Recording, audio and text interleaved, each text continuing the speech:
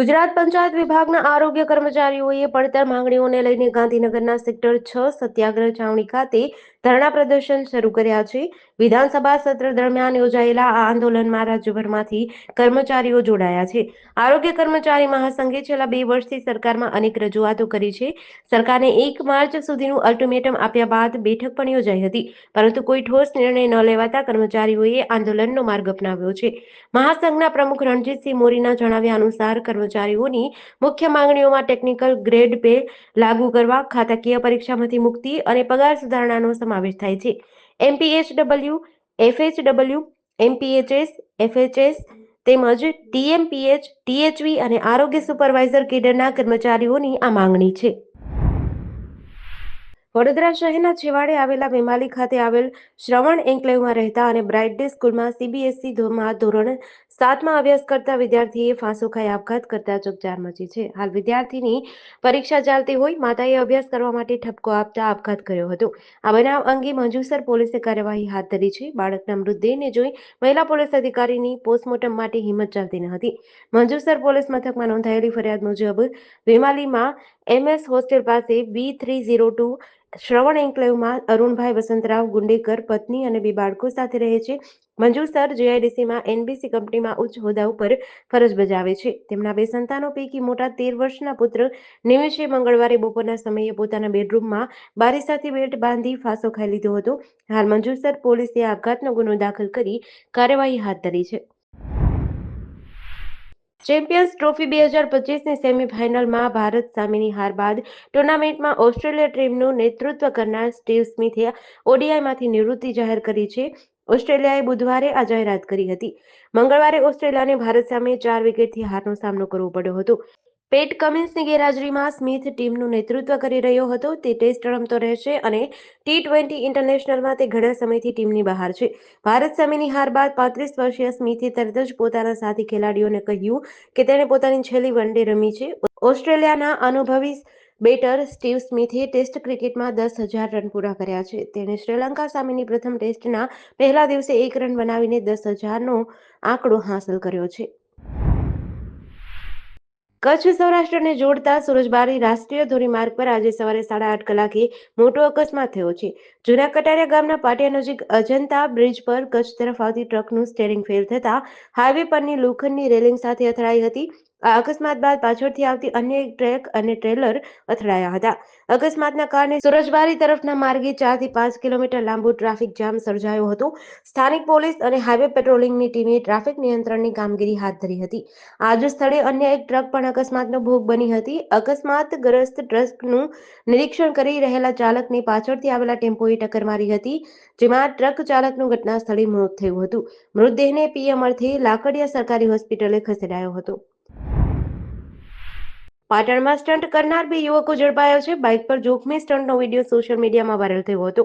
પોલીસે કાયદાનો પાઠ ભણાવ્યો. પાટણ જિલ્લાના હારીજ તાલુકાના કાઠી ગામના 2 યુવકોએ મોટરસાઇકલ પર જોખમી સ્ટન્ટ કરી સોશિયલ મીડિયા પર વિડીયો અપલોડ કર્યો હતો. આ વિડીયો વાયરલ થતા પોલીસે તપાસ શરૂ કરી હતી. એલસીબીની ટીમે તપાસ દરમિયાન આ બંને યુવકોને ઝડપી પાડ્યા હતા. પોલીસે તેમને જોખમી સ્ટન્ટ કરવાના પરિણામો અને કાયદાકીય જોગવાઈઓ વિશે સમજાવ્યું હતું. યુવકોએ પોતાની ભૂલ સ્વીકારી છે અને હવે તેઓ અન્ય યુવાનોને પણ આવા સ્ટન્ટ ન કરવાની જાગૃત કરી રહ્યા છે. સુરેન્દ્રનગર શહેરમાં સક્રિય થયેલી તસ્કર ગેંગને એલસીબી પોલીસે ઝડપી પાડી છે. શહેરના જુદા જુદા વિસ્તારોમાં આવેલા 8 બંધ મકાનોને નિશાન બનાવનાર ગેંગના 3 સભ્યોની ધરપકડ થઈ છે, જ્યારે એક આરોપી હજુ ફરાર છે. સુરેન્દ્રનગર એલસીબી અને પેરોલ ફ્લો પોલીસે સંયુક્ત ઓપરેશન હાથ ધર્યું હતું. પોલીસે જુદી જુદી ટીમો બનાવી આ ગેંગને પકડવા માટે કાર્યવાહી શરૂ કરી હતી. તપાસ દરમિયાન પોલીસને મોટી સફળતા મળી હતી અને 3 આરોપીઓની ધરપકડ કરી હતી. પકડાયેલા આરોપી દુધરેજ વિસ્તારના રહેવાસી છે અને ઘરફોડ ચોરીના રીઢા ગુનેગાર છે. પોલીસે આરોપીઓ પાસેથી ₹93,000ની કિંમતનો મુદ્દામાલ કબજે કર્યો છે. પોલીસે ફરાર આરોપીને પકડવા તપાસ શરૂ કરી છે. જામનગર જિલ્લા જેલમાં ગેરકાયદેસર મુલાકાતના પ્રકરણે ખળભળાટ મચી ગયો છે. 31 જાન્યુઆરીએ રીબડાના અનિરુદ્ધસિંહ જાડેજા, રાજકોટના ભૂપત ભરવાડ અને એક અન્ય વ્યક્તિએ જેલમાં પ્રવેશ કરી 2 કેદીઓ રજાક અને યશપાલસિંહને મળ્યા હતા.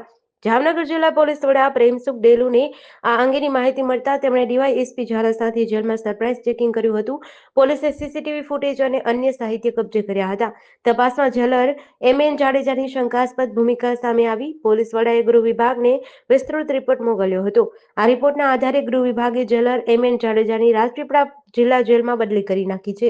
સાથે જ દિવ્યરાજસિંહ એક જાડેજાની અમરેલી ઓપન જેલમાં બદલી કરવામાં આવી છે. જેલર જાડેજાએ પોતાનો બચાવ કરતા જેલ વડાને પત્ર લખ્યો હતો. તેમણે દાવો કર્યો હતો કે મુલાકાતીઓ રક્તદાન કેમ્પના આમંત્રણ માટે આવ્યા હતા અને નિયમ મુજબ તેમની નોંધણી કરવામાં આવી હતી.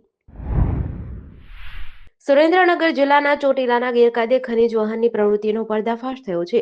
નાયબ કલેક્ટર એચ.ટી. મકવાણા અને તેમની ટીમે રાત્રે 8 થી 1 વાગ્યા દરમિયાન વિવિધ વિસ્તારોમાં આકસ્મિક તપાસ હાથ ધરી હતી. ચોટીલા રાજકોટ હાઈવે, આણંદપુર રોડ, નાની મોરડી ગામ, આપાગીગાનો ઓટલો, સાંગાણી પુલ અને મગરીખડા ગામ તરફના હાઈવે વિસ્તારોમાં આ તપાસ કરાઈ હતી. આ દરમિયાન રોયલ્ટી પાસ વગરના અને ઓવરલોડેડ એવા 5 ટ્રક પકડાયા. આ સાથે રેકી માટે વપરાતા મોબાઈલ પણ જપ્ત થયા. કુલ જપ્ત કરાયેલા મુદ્દામાલની કિંમત 1,20,85,444 થાય છે. તમામ ટ્રકનું વેબ્રિજ પર વહન કરીને તેમને મામલતદાર કચેરી ચોટીલા ખાતે રાખવામાં આવ્યા છે. Gujarat prevention of illegal mining, transportation અને સ્ટોરેજ રૂલ્સ 2017 અંતર્ગત કાયદેસરની કાર્યવાહી શરૂ કરાઈ છે.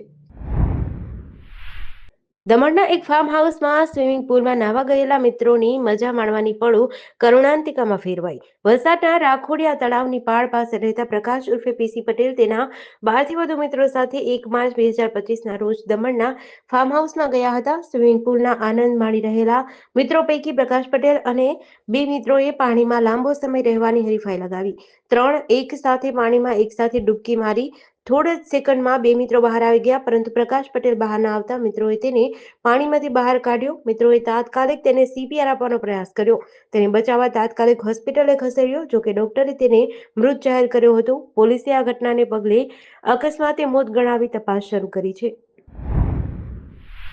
વલસાડના સરોણ વિસ્તારમાં આવેલી પેપર ટ્રે નામની મિલમાં વહેલી સવારે મોટી આગ લાગી હતી.